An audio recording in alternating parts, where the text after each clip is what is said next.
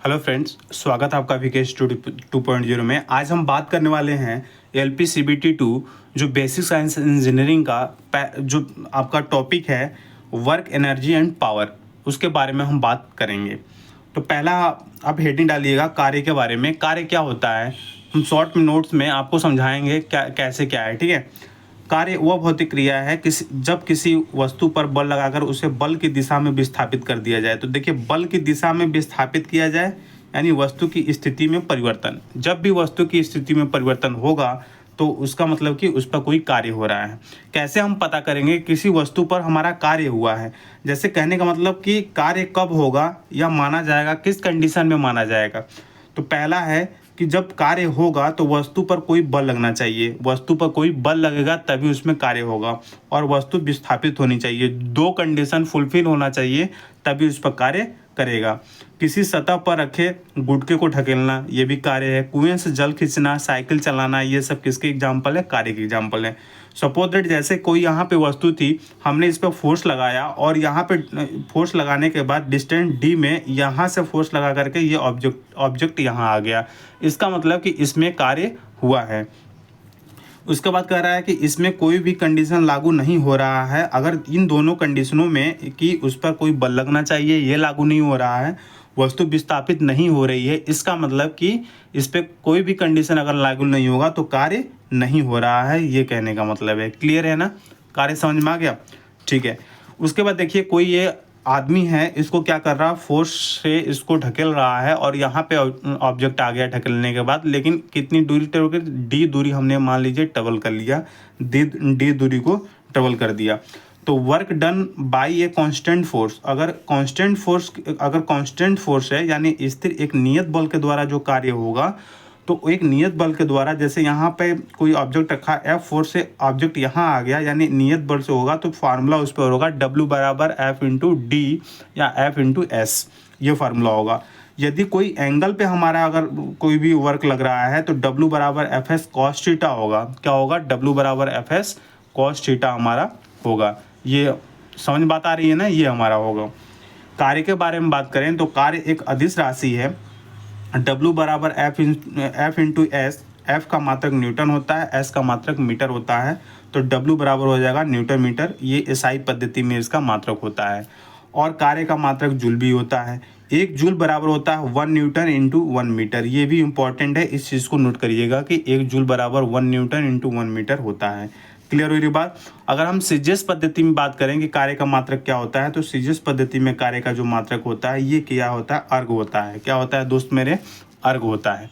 Clear है बात? Joule अर्घ में अगर संबंध की बात करें कि जूल और अर्घ में क्या संबंध होता है, तो एक जूल बराबर होता है 1 न्यूटन इंटू 1 मीटर। 1 न्यूटन बराबर होता है 10 के पावर क्या 5 डाइन इंटू 1 मीटर बराबर होता है 100 सेंटीमीटर। तो 1 जूल बराबर होता है 10 के पावर 7 अर्घ। तो अगर जूल अर्घ में संबंध पूछेगा तो आप कहेंगे कि 1 जूल बराबर होता है 10 के पावर 7 अर्घ के बराबर होता है। इतनी बात समझ में आ गई आपको? ठीक है। अगर हम विशिष्ट कंडीशन की बात करें, विशिष्ट स्थितियां की बात करें कि स्पेसिफिक कंडीशन क्या बन सकता है इसमें, कि पहला कंडीशन बन सकता है कि बल F एवं विस्थापन अगर एक ही दिशा में लग रहा हो तो थीटा की वैल्यू क्या हो जाती है? 0 हो जाती है, यानी सामान्य दिशा में होगा।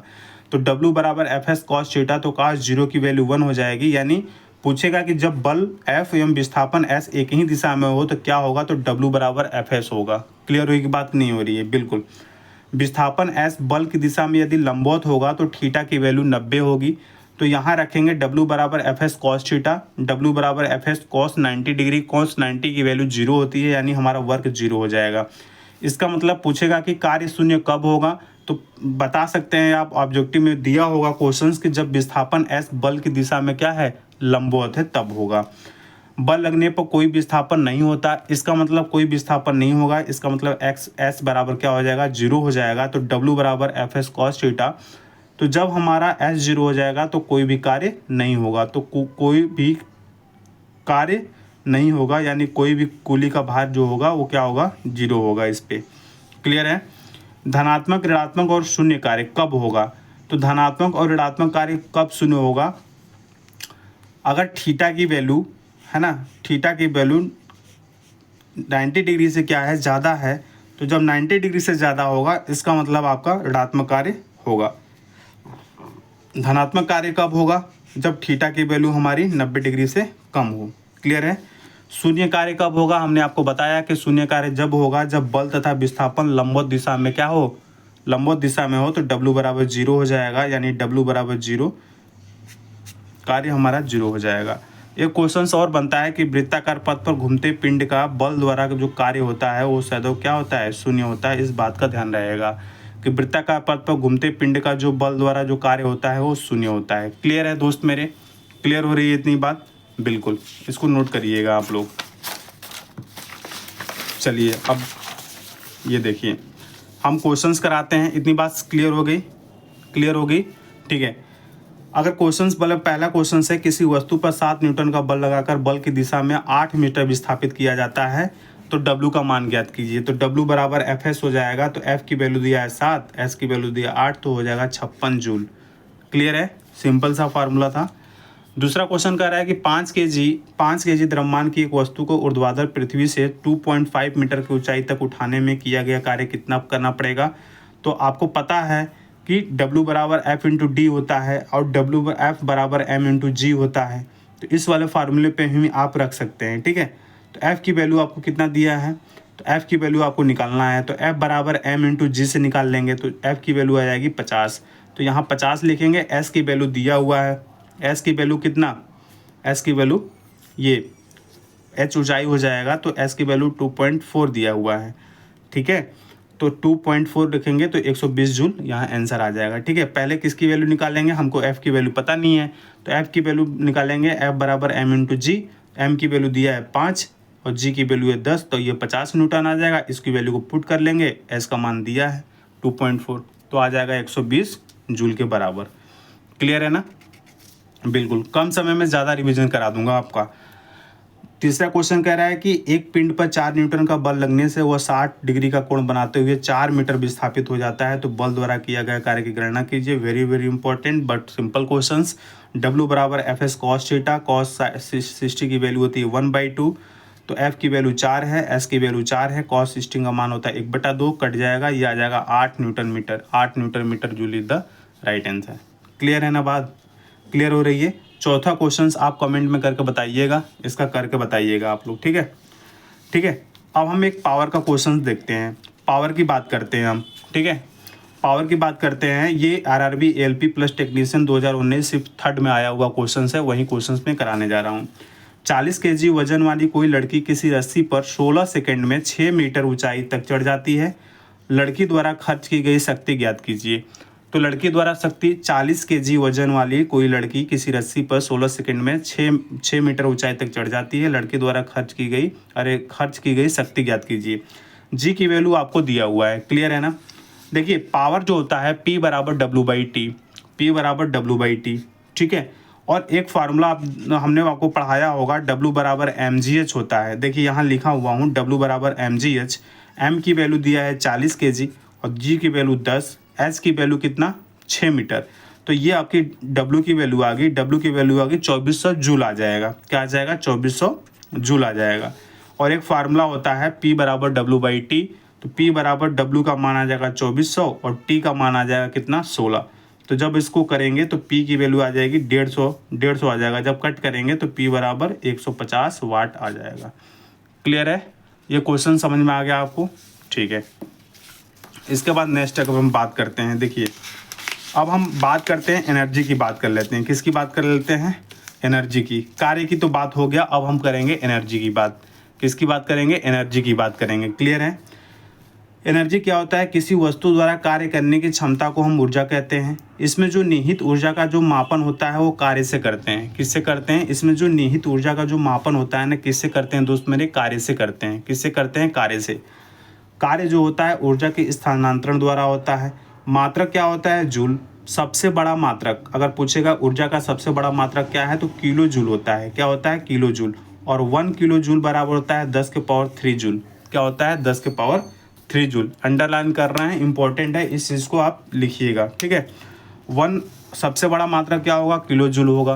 1 जूल बराबर होता है 10 के पावर 3 जूल। ठीक है, ऊर्जा का रूप, अगर हम ऊर्जा के रूप में बात करें तो यांत्रिक ऊर्जा, यांत्रिक ऊर्जा, गिरता हुआ पत्थर, चाबी भरी भरी घड़ी, स्प्रिंग, ये सब इसमें ऊर्जा का ही रूप में आएंगे। ठीक है, इसमें क्या होता है, प्रकाश ऊर्जा, पवन ऊर्जा, रासायनिक ऊर्जा। पवन ऊर्जा का मतलब होता है जल ऊर्जा, 25% विद्युत जल स्रोतों से क्या होती है, प्राप्त होती है। रासायनिक ऊर्जा में जैसे लकड़ी, कोयला, पेट्रोलियम सब प्राप्त जो होती है।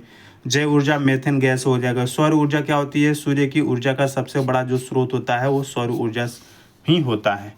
क्लियर है ना। अब हम बात करते हैं यांत्रिक ऊर्जा का प्रकार। यांत्रिक ऊर्जा के बारे में बात करते हैं। यांत्रिक ऊर्जा दो प्रकार की होती है, गतिज ऊर्जा, स्थिति ऊर्जा। गति ऊर्जा क्या होती है कि अगर कोई भी हमारा द्रव्यमान यम है, इस पर फोर्स हम F लगा रहे हैं, तो F लगाने पर जब स्थिर अवस्था में होगा तो फर्स्ट कंडीशन में हमारी जो विरामावस्था में होगा तो प्रारंभिक जो वेग होगा u बराबर 0 होगा। जब इस पर हम फोर्स लगाएंगे तो इस पर त्वरण A उत्पन्न होगा, तो F बराबर m इंटू A होता है। अगर A यहाँ से वैल्यू करेंगे तो A बराबर हो जाएगा F/m हो जाएगा। ठीक है, और फोर्स के कारण S दूरी तय की मान लीजिए, तो गति का तृतीय समीकरण होता है v² बराबर u² प्लस 2as। तो u की वैल्यू यहाँ 0 हो जाएगी, क्यों, क्योंकि ये स्थिर है अभी। तो v² बराबर 2 इंटू ए की वैल्यू क्या आ जाएगी, F/m। तो F/m लिखेंगे इंटू s, और v² m इधर मल्टीपल हो जाएगा तो mv² बराबर 2fs। तो fs बराबर mv²/2। और अब fs क्या होता है, w होता है, और यही काइनेटिक एनर्जी होती है। तो k बराबर half mv² is the very very important question कि काइनेटिक एनर्जी बराबर हाफ mv²। क्लियर है। अगर हम स्थिति ऊर्जा की बात करेंगे, ठीक है, काइनेटिक ऊर्जा बराबर k बराबर हाफ mv²। इतना तो क्लियर हो गया आपको, इतना तो क्लियर हो गया। ठीक है, उसके बाद अगर हम बात करते हैं इंपॉर्टेंट टर्म की, बात करते हैं कि इससे क्या क्या पूछा जा सकता है। तो फार्मूला LP 2018 में आया हुआ था, k बराबर हाफ mv²। क्या होता है, k बराबर हाफ mv²। तो m आपका क्या है, द्रव्यमान है, v क्या है, वेग है। तो पहला केस बनता है कि वस्तु का द्रव्यमान अगर दोगुना कर दें तो काइनेटिक एनर्जी क्या होगा, वस्तु का द्रव्यमान आधा कर दें तो क्या होगा, और वस्तु का वेग अगर आधा कर दें तो क्या होगा, वेग दोगुना कर दें तो क्या होगा। तो इसके बारे में हम चर्चा करेंगे। क्लियर होने के बाद अब क्या है कि अगर m की वैल्यू दिया है आपको और v की वैल्यू दिया है तो आप निकाल सकते हैं k बराबर हाफ mv² फार्मूले से, तो आप निकाल ही सकते हैं। क्लियर है ना। अगर हम स्थिति ऊर्जा की बात करें तो स्थिति ऊर्जा U बराबर क्या होता है, mgh होता है। क्या होता है, U बराबर mgh। m क्या होता है, द्रव्यमान, g क्या होता है, गुरुत्वीय त्वरण, h क्या होता है, ऊंचाई होती है। क्लियर है। तो स्थिति ऊर्जा और गति ऊर्जा का फार्मूला आपको आ गया। ठीक है, ये जो कंडीशन बनता है इसको आपको ध्यान में रखेंगे कल। ठीक है, उसके बाद देखिए, उसके बाद अगर हम पावर की बात करें तो पावर जो है, यहाँ पावर दिखाई दे रहा है, तो पावर का चैप्टर हम पढ़ाएंगे कल। पावर में जितने सारे क्वेश्चंस बने हैं देखिए, ALP 2018 में, ALP 2018 पावर क्या होता है। और उसके बाद ये क्वेश्चंस आता है कि पंप की सामर्थ्य 5 किलोवाट है, वह प्रतिदिन अधिक से अधिक कितना 20 मीटर उठा सकता है, तो कितना पावर कंज्यूम करेगा, मास क्या होगा। इसके बाद एक इंजन की शक्ति 15 किलोवाट है, इसके द्वारा 75 केजी के पिंड को 30 मीटर ऊंचाई तक उठाने में कितना समय लगेगा, इसके बारे में हम चर्चा करेंगे। शक्ति एवं वेग में संबंध क्या होता है, इसके बारे में चर्चा करेंगे। Very very important. ठीक है, तो इस वीडियो को यहीं रहने देते हैं, फिर कल हम शक्ति समाप्त कर देंगे। तब तक के लिए बाय बाय, टेक केयर, जय हिंद, जय Bharat, love you all, Vande Mataram. आप लाइक एंड सब्सक्राइब कर दीजिएगा चैनल को। ओके, धन्यवाद। ऐसे ही मेरे साथ रिवीजन करते रहिए, नोट्स बनाते रहिए। Okay, thank you.